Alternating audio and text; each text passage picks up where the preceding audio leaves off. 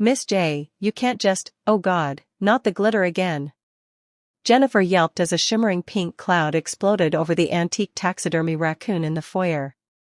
Miss J grinned, shaking the now empty bottle with a devious flick of her wrist. Relax, it's biodegradable. Mostly. Jenffer wiped glitter from her eyelashes, glaring at the pink sheen now coating her father's prized collection of preserved woodland creatures. Mostly biodegradable isn't the same as actually biodegradable, she muttered, plucking a stray fleck from her cleavage. Miss J just winked and tossed the empty bottle over her shoulder. It landed perfectly in an umbrella stand shaped like a moose's head. Outside, the cicadas screamed in the July heat, their drone seeping through the thin camp cabin walls. Miss J stretched, arching her back in a way that made her tank top right up dangerously. Examining her chipped nail polish. Because I packed my good sneakers. Miss J fingers twitched toward the feather duster hanging by the fireplace, a futile instinct. The damage was done. Her father would have an aneurysm if he saw his rustic wilderness aesthetic now dripping with disco party residue. You realize, she said slowly, that this is exactly why the other counselors think you're. Summary 1. Miss J playfully covers Jennifer's father's taxidermy collection in pink glitter despite Jennifer's protests about its questionable biodegradability. As Jenffer tries to clean herself off, Miss J casually defends her actions while the oppressive summer heat lingers outside their camp cabin. A walking OSHA violation, Jenffer finished, watching as Miss J casually plucked a stray piece of glitter from her own cleavage and flicked it toward a mounted deer head. The deer's glassy eyes seemed to stare back in silent judgment. Miss J shrugged, her grin widening. Please. OSHA doesn't have jurisdiction over summer camps run by taxidermy enthusiasts. Besides, your dad loves me. The screen door slammed as Jenffer stormed out, leaving Miss J alone with the glitter-coated menagerie. A slow smirk crept across her lips as she traced a finger along the taxidermy beaver's now sparkling muzzle. Bet you've never looked this fabulous, she whispered, then jumped when the moose head umbrella stand rattled. Something was moving inside it. Miss J froze mid-smirk, her fingers still hovering near the beaver's now glittering teeth. The umbrella stand rattled again, a dry, skittering sound like claws on hollow wood. She squinted at the moose's gaping mouth where the umbrellas were supposed to go, and saw a pair of glowing green eyes blink back at her from the darkness inside. Oh, for fuck's sake, she muttered, just as a disheveled tabby cat exploded from the stand in a storm of pink glitter and hissing. Then Miss J dad walk in and said time go back to town forget school books. He had big truck smell like old hamburger and wet dog. Summary 1. Jenffer accuses Miss J of being a safety hazard before storming out, leaving Miss J alone with the glitter-covered taxidermy. Miss J jokes with the beaver statue until a hidden tabby cat bursts from the umbrella stand, showering her in more glitter. Meanwhile, Jennifer's father arrives to announce they need to return to town for school supplies in his odoriferous truck. The truck's bench seat crackled under Miss J's and Jenffer thighs, some unholy combination of ancient vinyl and generations of spilled fry grease. Her father cranked the ignition, flooding the cab with the competing stenches of drive-through onions and Labrador musk. Seatbelt, he grunted, nodding toward the frayed strap dangling near her hip. Miss J hooked it with one finger, watching pink glitter sift from her cut-off shorts onto the floor mat that hadn't been cleaned since the Clinton administration. Outside, pine trees blurred into a green smear as the truck wheezed onto the two-lane highway. Jenffer pressed her forehead to the passenger window, watching a roadside stand selling live bait and fireworks slide past.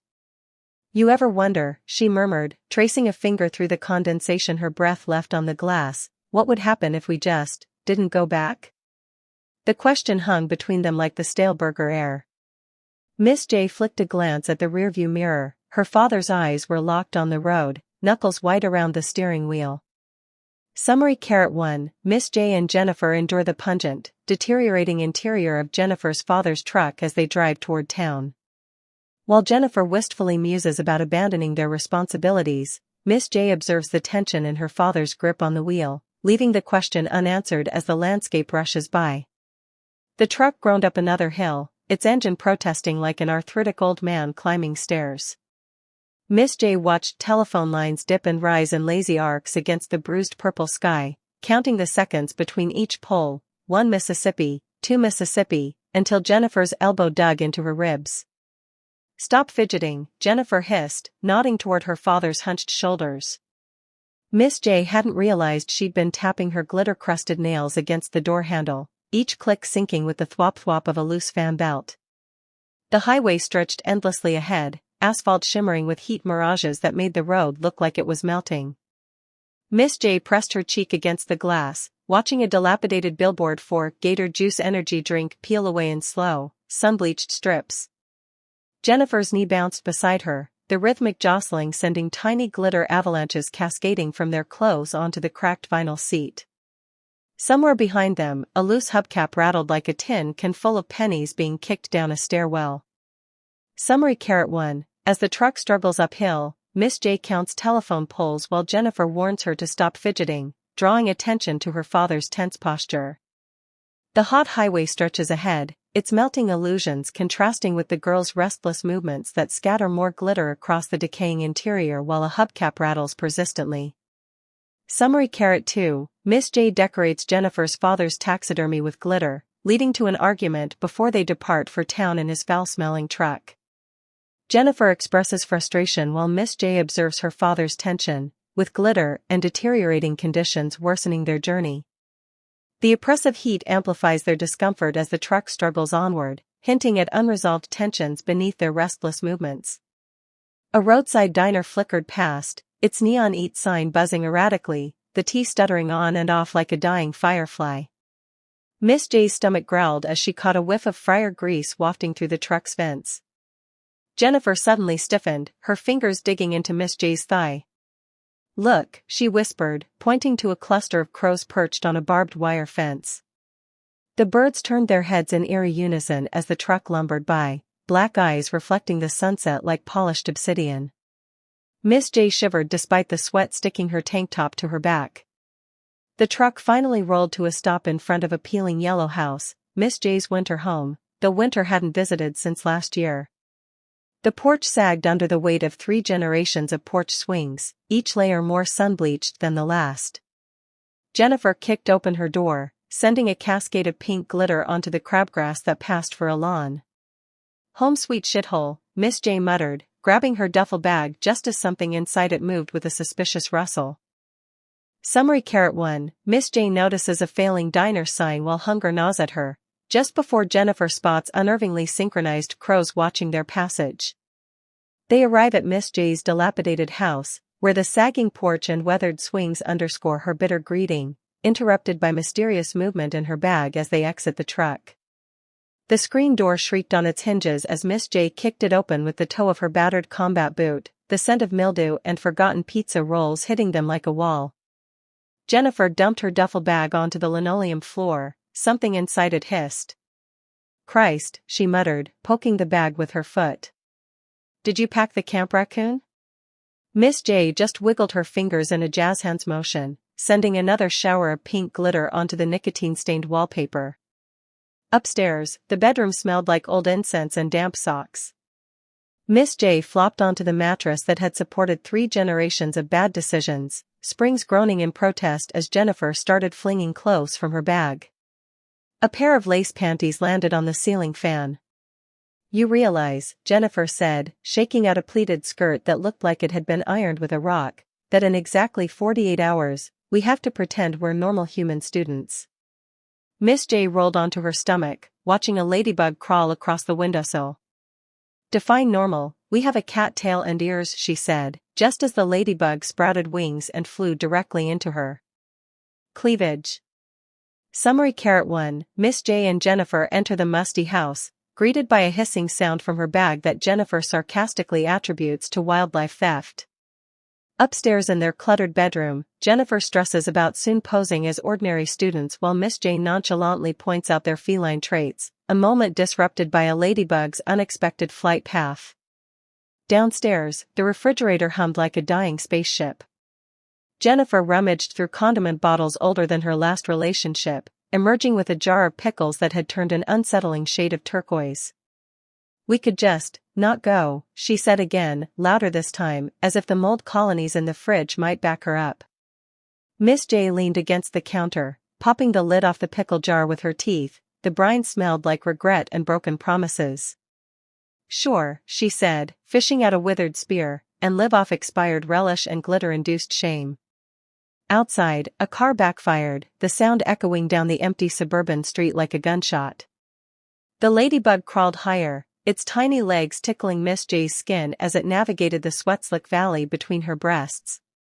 She didn't bother shooing it away, just arched an eyebrow at Jenffer, who was now holding the turquoise pickle spear like a courtroom exhibit. Our lunch break's gonna be fascinating, Miss J drawled, flicking the insect off with a practiced snap of her bra strap. It landed in Jennifer's half-unpacked school bag, right atop a calculus textbook already smeared with paw prints. Summary 1. Jenffer scavenges spoiled food while advocating for skipping school, countered by Miss J's sarcastic resignation. Their dark humor is interrupted by a car's startling noise outside. Later, Miss J dislodges a persistent ladybug into Jennifer's school materials, highlighting their unreadiness for human academia amid polemarked textbooks. Miss J's mom barged in with a casserole dish balanced on one hip and a laundry basket full of mismatched socks tucked under her arm, her flip-flops slapping against the linoleum like a disgruntled seal. "I come bearing tuna surprise and your father's gym socks from 2003, she announced, kicking the screen door shut with her heel. The dish oozed something yellow and gelatinous onto the counter, its surface glittering faintly under the kitchen's flickering fluorescent light, whether from actual seasoning or residual craft supplies, no one could say. Jennifer's nose twitched involuntarily at the assault of microwaved fish and decade-old fabric softener, her feline instincts torn between revulsion and begrudging curiosity. She poked at the casserole with a fork she'd found stuck to the countertop, watching a lone pea roll listlessly through the murky sauce. "Surprise is right," she muttered, just as Miss J's mom ruffled her ears with a flour-dusted hand, leaving a streak of white powder across her tabby for like some demented baker's signature. Summary 1. Miss J's mother arrives with a questionable tuna casserole and ancient laundry, her chaotic entrance underscoring the household's dysfunction. Jenffer reacts with feline ambivalence to the pungent meal while enduring affectionate ear-ruffling that leaves her fur dusted with flour, an absurd yet oddly domestic moment. Summary 2. Miss J and Jenffer arrive at her decaying house, where mysterious sounds from her bag hint at hidden feline traits. Their chaotic preparations for school are interrupted by Miss J's mother delivering a pungent tuna casserole, culminating in Jennifer's flour-dusted fur as domestic absurdity overshadows their academic anxieties. The school parking lot was eerily quiet except for the crunch of gravel under Miss J's boots and the faint jingle of Jennifer's collar tags. They paused at the chain-link fence, taking in the sea of human students streaming toward the brick building, not a single whiskered face among them. Jennifer's tail puffed up involuntarily, her claws pricking through the fabric of her backpack straps. "I feel like a zoo exhibit," she hissed as a group of freshman boys gawked openly at her twitching ears. The school's double doors loomed ahead like a predator's maw, exhaling gusts of air conditioning that smelled of industrial cleaner and teenage desperation. Miss J adjusted her bra strap where the ladybug had been moments before, feeling the stiff newness of her pleated skirt chafe against her thighs, a far cry from her usual cut-off shorts. Jennifer's claws clicked against the linoleum as they stepped inside, her pupils dilating to saucers under the fluorescent lights. A passing sophomore dropped his slushie at the sight of Jennifer's twitching tail, the purple ice splattering across his Jordans in slow motion.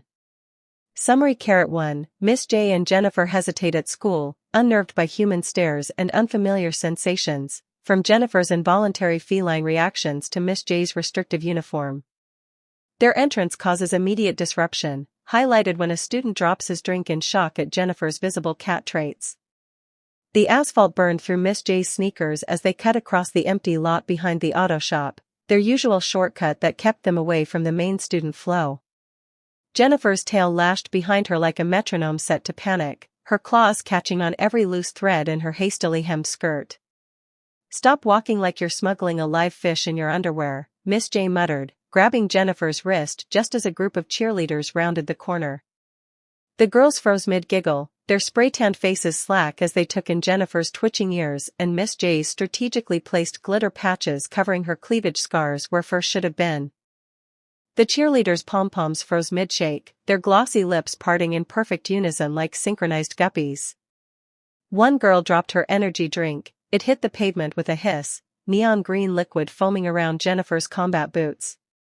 Miss J watched the liquid seep into the cracks of the asphalt, forming tiny rivers that mirrored the veins in Jennifer's clenched hands. "Relax," she murmured, flicking an ear, just a human ear now as the scent of artificial lime and adolescent judgment clogged the air. Summary 1. The duo's attempt at stealth fails when cheerleaders spot them, freezing at Jennifer's obvious feline traits and Miss J's glitter-covered anomalies.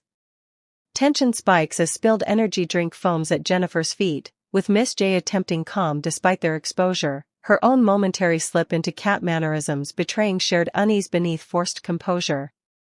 The bell rang with the shrill urgency of a fire alarm, scattering students like startled pigeons, all except Miss J and Jennifer, who stood frozen in the middle of the hallway as human shoulders bumped past their feline shoulders. Jennifer's tail curled instinctively around Miss J's thigh, her claws flexing against the tile floor. "This is worse than Dad's taxidermy convention," she whispered, watching a girl with perfectly curled hair clutch her books tighter at the sight of them. Miss J just smirked and deliberately licked the back of her hand, dragging her tongue slowly up her wrist just to watch the humans recoil. The morning sun sliced through the chain-link fence, casting zebra stripes across Miss J's face as she adjusted Jennifer's crooked collar, a last-minute attempt at normal that only made the bell jingle louder. Jennifer's pupils were vertical slits, her nose twitching at the symphony of Axe body spray and cafeteria meatloaf wafting from the vents. "Smells like someone bottled teenage desperation," she muttered, flattening her ears as a skateboarder whizzed past, his board kicking up gravel that stung like disapproval. Summary 1. Amid chaotic hallway movement, Jennifer and Miss J remained conspicuously still, provoking mixed reactions. Jennifer's visible distress contrasts with Miss J's deliberate provocation through feline gestures. Their sensory overload intensifies as school odors and careless students heighten Jennifer's discomfort, while Miss J's phonormal adjustments ironically draw more attention to their differences. The classroom door groaned like a dying animal when Miss J shouldered it open, revealing 27 human heads that swiveled in eerie synchronization. The fluorescent lights buzzed overhead, casting a sickly glow on Jennifer's twitching ears as she slunk to the back row, her claws snagging on every desk edge like the universe itself was trying to slow her roll. Miss J flopped into the seat beside her, sending a fresh plume of pink glitter onto the gum-wadded floor. A boy in a varsity jacket sniffed the air, then gagged audibly at the competing aromas of campfire smoke and tuna surprise radiating off them. Miss J's combat boots squeaked against the freshly waxed linoleum as they shuffled down the aisle, too loud, like walking on a mattress of mice. Jennifer's claws kept snagging on the frayed edges of the desks, each tiny rip drawing more stares than the last. A girl in the front row gasped when Jennifer's tail instinctively whipped out to balance herself, sending a pencil cup clattering to the floor. Miss J caught it midair with reflexes that were decidedly not human, her fingers flexing around the plastic like a predator catching prey.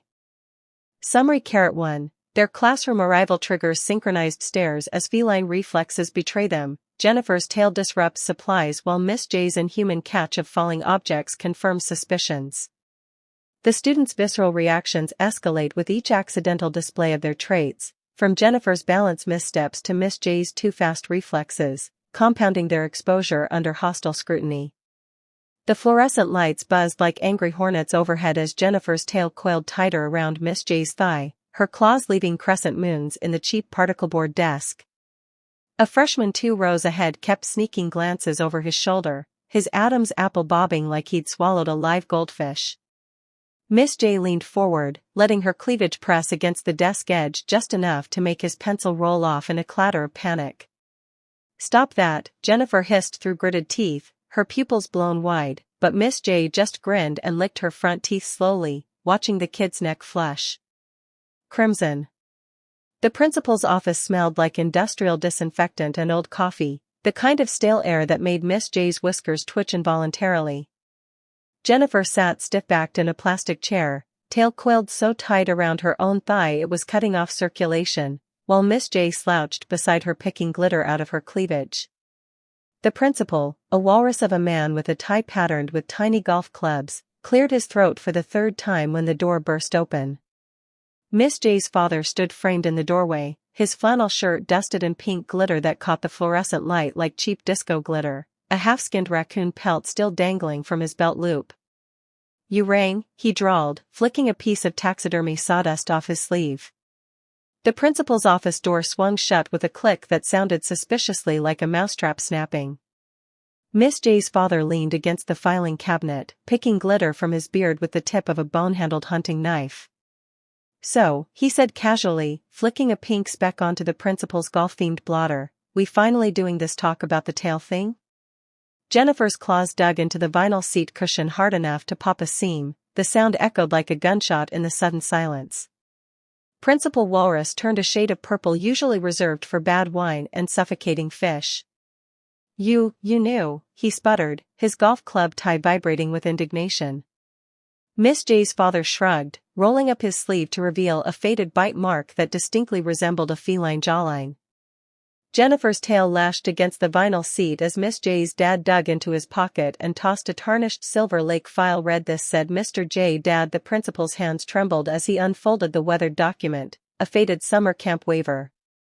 Principal Walrus blinked at the yellowed paper, his eyes tracing the handwritten addendum scrawled in what looked like barbecue sauce. *, in case of accidental lycanthropy/other kin incidents, refer to Clause 12b, see raccoon enclosure for details.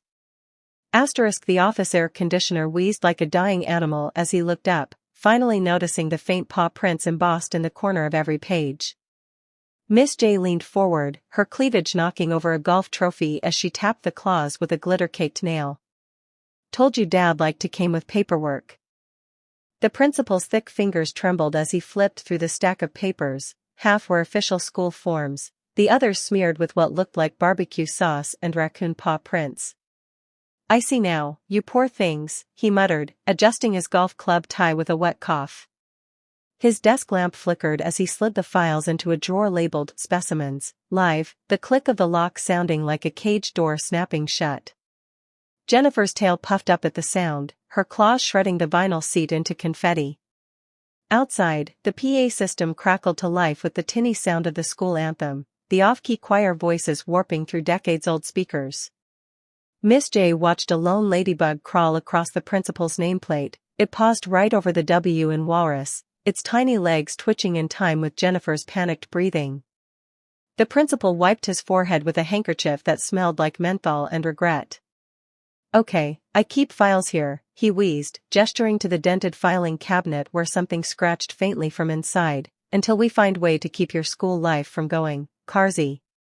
He mangled the last word like a man who'd never encountered chaos he couldn't suppress with a golf metaphor. The scratching inside the filing cabinet grew louder, rhythmic, like something with claws was keeping time to the off-tempo school anthem still droning through the PA system. Principal Walrus ignored it, mopping his brow with the menthol-scented handkerchief while his golf club tie swung like a pendulum counting down to disaster. Miss J tilted her head, her feline hearing picking up the distinct sound of tiny teeth gnawing on manila folders. "Your, filing system seems a little alive there, Principal," she said, flicking a piece of glitter off her cleavage onto his desk blotter where it landed perfectly on the 18th hole of a tiny printed golf course. The cafeteria smelled like industrial cleaner and microwaved despair as Miss J and Jenffer slid their trays onto a table in the far corner, the one with the wobbly leg and initials carved deep enough to qualify as archaeological finds. Jennifer's nose twitched at the competing stenches of overcooked green beans and adolescent hormones, her claws flexing involuntarily when a lunch lady slammed a spoon into a vat of mystery meat that jiggled like gelatinous taxidermy filler. Miss J peeled back the foil on her sandwich to reveal something that might have been turkey or possibly very old receipt paper, watching a single ladybug crawl from her cleavage onto the bread like a tiny health inspector. Jennifer's tail lashed under the table, knocking over a freshman's milk carton 3 seats down. The kid didn't even look up, just sighed and mopped at the spill with a napkin that dissolved instantly. They're all so numb, Jenffer whispered, watching a group of students shuffle through the lunch line with the enthusiasm of zombies at a salad bar. Miss J smirked and deliberately licked a stripe up her sandwich, her tongue catching on what turned out to be a staple embedded in the bread. Relax, she said around a mouthful of possibly poultry, half these kids are probably robots. Or Republicans. Same. Diff.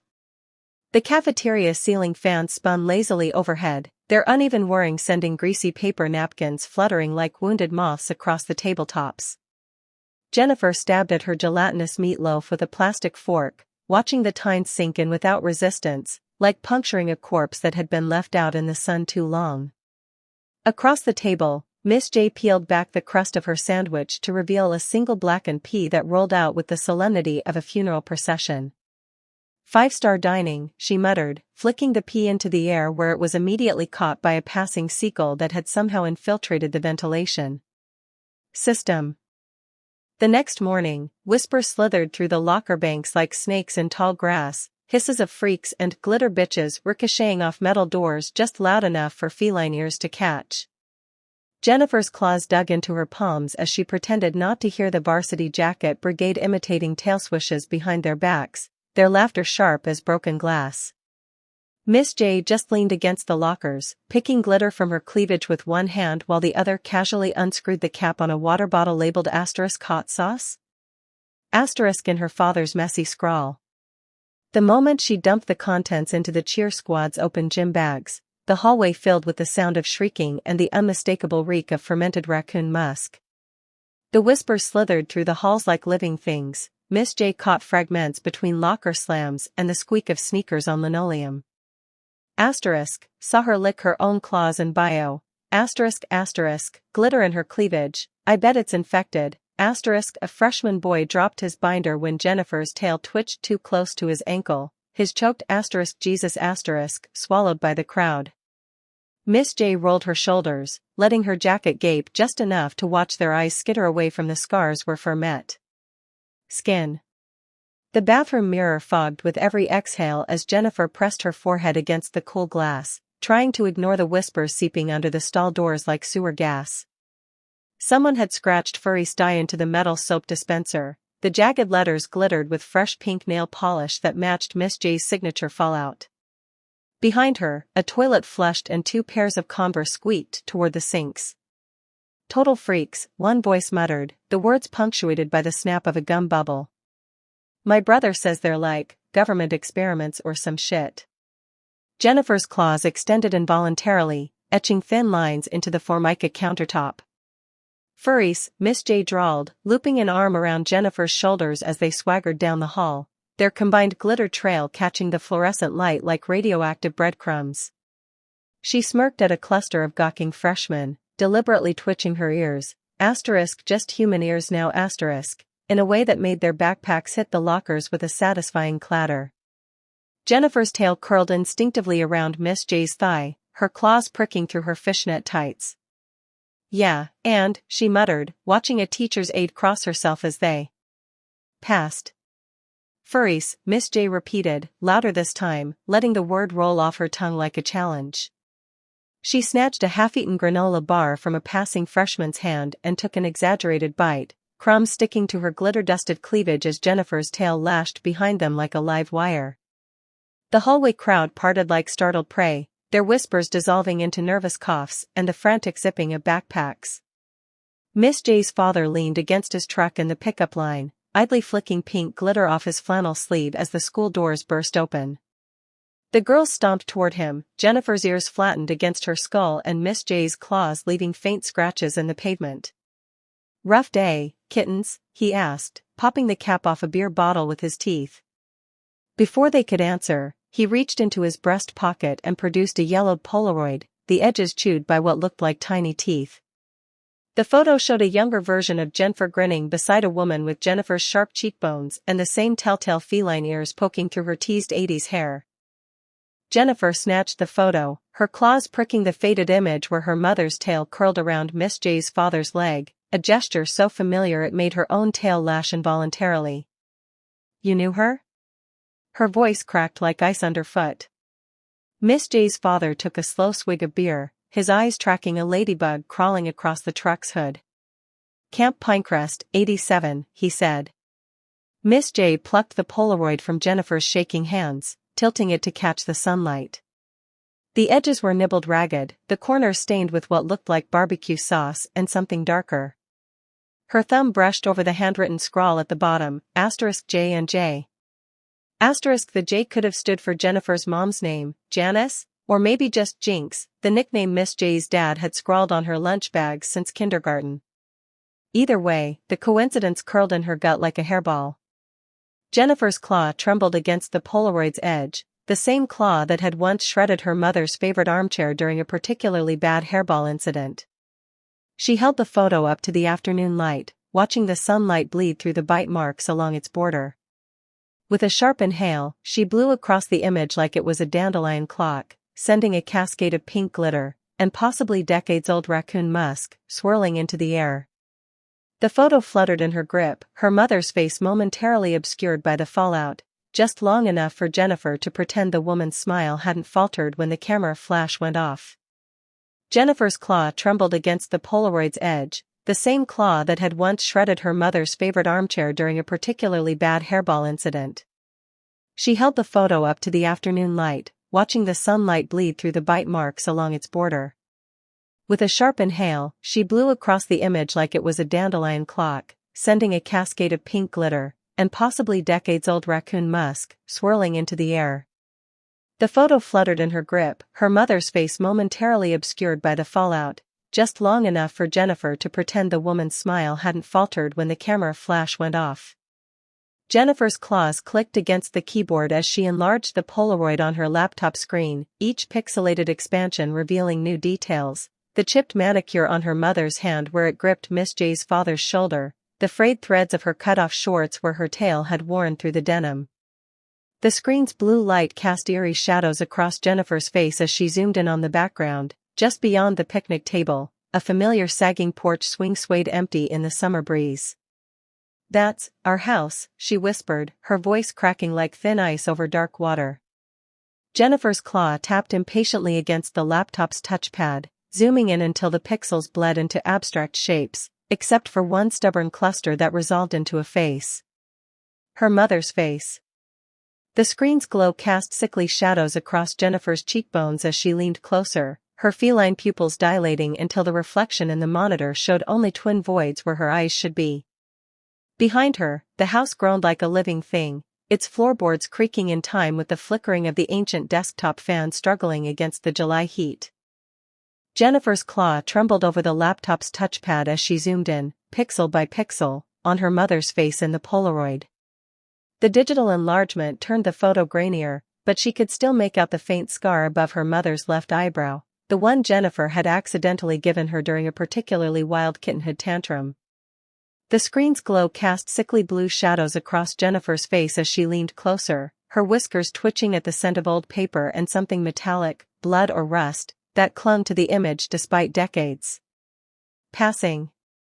Jennifer's claws dug into her thighs as she stared at the photo, her mother's smile frozen in time, glitter clinging to her cheekbones in a way that mirrored Miss J's current fallout. The scent of old barbecue sauce and something muskier wafted from the Polaroid, triggering a memory buried deep, her mother's hands, rough from taxidermy work but gentle when braiding glitter into Jennifer's fur. A drop of something warm hit the keyboard, Jennifer jerked back, realizing her own tear had smeared the screen where her mother's tail curled protectively around Miss J's father. The Polaroid fluttered to the floor, landing face up in a pool of afternoon sunlight that made the glitter on Jennifer's mother's cheeks shimmer unnaturally, too bright, too fresh, as if it had been applied yesterday. Miss J's breath hitched beside her. Jennifer didn't need to look to know her claws were out, gouging crescent moons into the truck's rusted door. The air smelled suddenly of wet fur and gasoline, thick with the kind of silence that comes before a storm or a scream. Jennifer's tail lashed once, twice, sending a spray of gravel skittering across the pavement like tiny bones. Somewhere in the distance, a raccoon chittered, whether real or taxidermy, she couldn't tell. Miss J's father took another swig of beer, his calloused thumb smearing the condensation down the bottle's neck in a slow, deliberate stroke. Camp Pinecrest, he repeated, quieter now, his eyes tracking a ladybug's meandering path across Jennifer's trembling wrist. Where the weird kids went. Where we went. Jennifer's claws clicked against the truck's rusty fender, each tap echoing like a clock ticking backward. So my dad kicked me out on the day Mom died, she said, her voice raw as a fresh scrape. Told me I was too much like her. Miss J's fingers, suddenly, impossibly gentle, brushed a stray clump of glitter from Jennifer's shoulder. The silence stretched, punctuated only by the distant sound of the school's marching band butchering a pop song. Jennifer's claws clicked against the truck's rusted fender, 1 2 3, like Morse code for fuck you dad. The Polaroid trembled in her grip, her mother's glitter-smudged smile warping as a tear hit the laminate. He tossed me out with just a duffel bag and this stupid tail, and 2 secs, she muttered, flicking the tip of said appendage so hard it sent a spray of gravel into the principal's prized rose bushes. Miss J's father exhaled through his nose, his beard glitter catching the sunset like cheap tinsel. Your old man always was a dick, he said conversationally, peeling the label off his beer bottle with a thumbnail. Janice cried for a week after he banned you from visiting. Jennifer's tail stiffened mid-lash, her ears flattening against her skull as Miss J's father tossed the beer bottle cap into the truck bed. It landed with a metallic ping against the half-skinned raccoon pelt still draped over the wheel well. Camp Pinecrest took in the strays, he continued, scratching at his glitter-dusted beard. Your mom showed up one summer with matted fur and a busted collar, hissing at anyone who came near. Took 3 weeks before she'd let me close enough to brush the burrs out. His calloused fingers absently traced the faded bite marks on his forearm, the same jagged pattern as Jennifer's milk teeth.